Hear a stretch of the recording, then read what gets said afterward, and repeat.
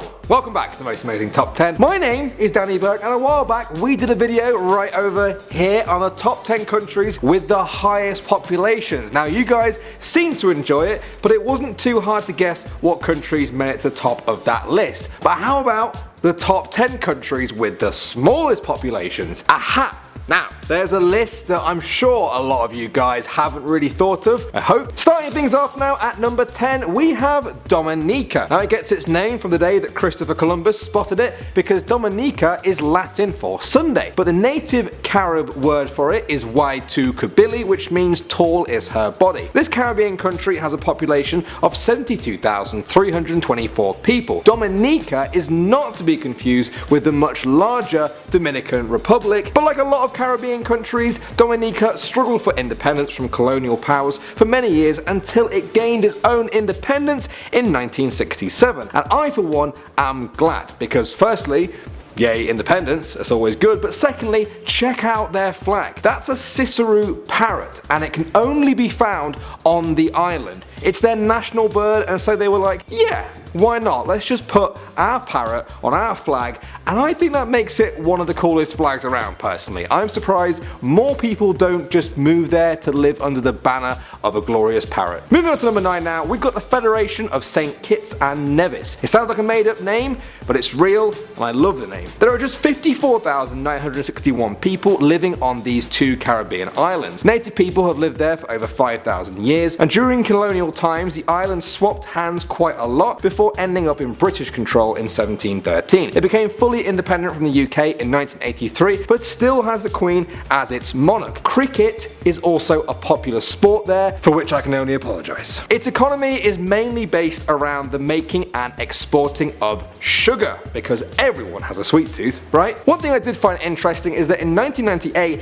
the island of Nevis tried to separate from St. Kitts, but luckily the vote failed. Now forget celebrity breakups, St. Kitts and Nevis for life, man, that's true love right there. Coming in number 8 now, we have the Marshall Islands with an estimated 54,408 people. They live across these 29 Pacific islands. The native people there call the islands Jolette, Jan and Nick, which means gifts from God. That's a nice name. The English name comes from a man called John Marshall. Now he was a British explorer who visited the islands in 1788, but they had been claimed by Spain for much of the past 500 years. But after changing hands quite a lot, they finally ended up under United States control after taking them from Japan. I know, stay with me. Despite gaining independence in 1979, the Marshall Islands still receive a lot of financial support from the US, and they even share intelligence and use the US dollar. But it's not all good news. The Marshall Islands also contains Bikini Atoll, which is where the US used to test nuclear bombs, and yeah, they pretty much ruined that entire area, but it also gave its name to the bikini over here and Bikini Bottom in SpongeBob, so yeah, that's a small silver lining, I guess. Now at number 7, we have Monaco. It sits in the southeast corner of France on the Mediterranean Sea and is the second smallest country in the world, coming in at just 2 square kilometers. That's nothing. It's basically just one town with about 37,800 people living there. On a map, it's so small that it looks like a part of France, but France has always let it have its own independence, except Napoleon. He took it for a while, but just ignore him. In 1297, Francesco Grimaldi began ruling Monaco, and the Grimaldi family never really stopped. It's been over 700 years since then, and the royal family is still there. Prince Albert Grimaldi is the current ruler, who has an estimated wealth of $1 billion. That's about twice as much as the Queen of England. He's rich. It's famous for its lavish casinos, the Grand Prix races that happen there, and also a bit of a shady tax haven. It also has exactly the same flag as Indonesia. Seriously, apparently the only difference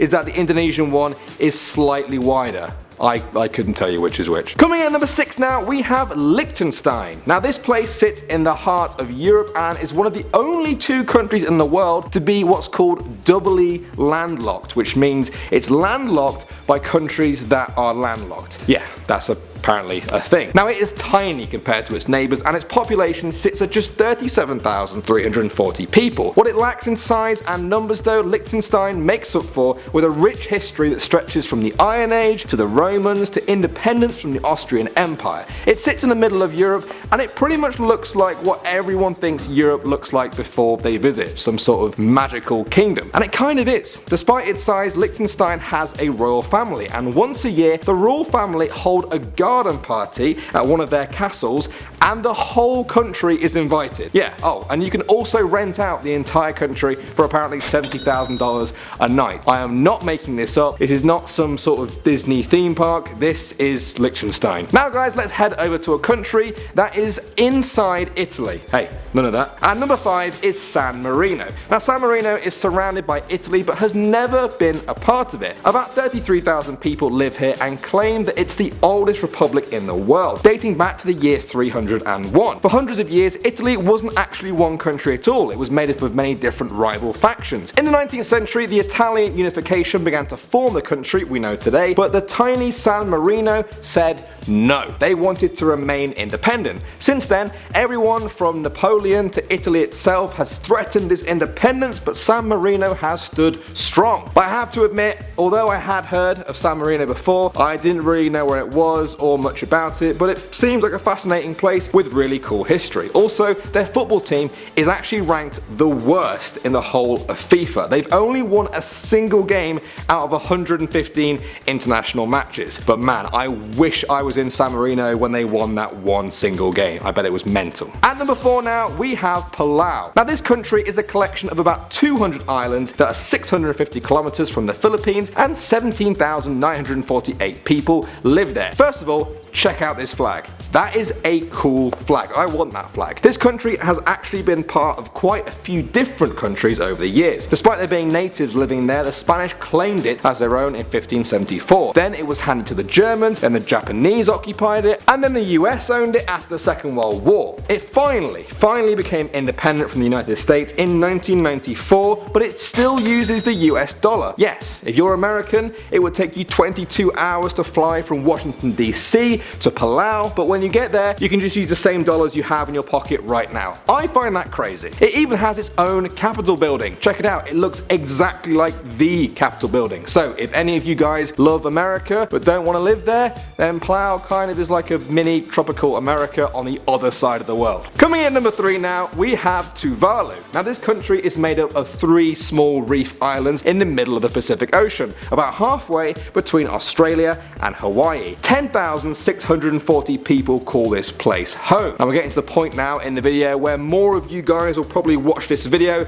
than the people who live in these countries. If you add up all the landmass of the islands, Tuvalu is actually the 4th smallest country in the world. The biggest and most populated island is called Funafuti. That whole island is the capital. It's tiny, but it has quite a lot of houses. It has a church, a community meeting place, a post office, an airport, and even a football team. Yeah, here they are. Good on them, I say. Apparently they want to be a part of FIFA, but FIFA won't let them join because they don't have a proper playing field. That is so sad. I say hashtag get Tuvalu a proper playing field. Not too far away now, we have our number 2, which is the Republic of Nauru. This tiny island nation has only been an independent country since 1968 and has a population of just 10,084 people. Despite that, there have been humans here for over 3,000 years. These days, the Republic of Nauru has no army, no daily news publications, no taxis, and many people consider weightlifting to be its national sport. It used to be called Pleasant Island, which is a really, well, I guess pleasant name for an island, but these days Nauru is battling unemployment, obesity, and destruction of its land from mining. Despite all of this, it's thought that Nauru was actually one of the top spots in the world for illegal money laundering, and that Russian mobsters have laundered about $70 billion there in fake companies. Honestly, I think this place kind of deserves its own video. It's crazy how much stuff can happen on such a remote, tiny place with so little people. And finally now, at number 1, we have have the Vatican City. Now the Vatican is not just where the Pope lives at the seat of the Catholic Church, it is also the smallest and least populated country in the world. It is just 0.44 square kilometers in size and has one large wall as its border. Surrounding the whole country is the Italian capital city of Rome. Along with the Pope, there are roughly just 1,000 citizens of the Vatican City. That's it, and they are mainly just people who work there at the post office, the radio station, or in the Vatican's museums. Oh, and also the Swiss Guard, of course, the protectors of the Pope, who might look like they're having a laugh, but yeah, I wouldn't mess with them, they will mess you up. I think the Vatican is not only the smallest and least populated country on the planet, it might also be one of the most unique and odd. But what do you guys think? Did you already know about all of these countries on our list? Because I definitely didn't, personally. If you did learn something, then don't forget to throw us a big thumbs up, that would be amazing. Make sure you are subscribed to Most Amazing Top 10 before you head on back into the depths of YouTube. My name is Danny Berg, it's been a pleasure talking to you guys, and I'll see you all soon.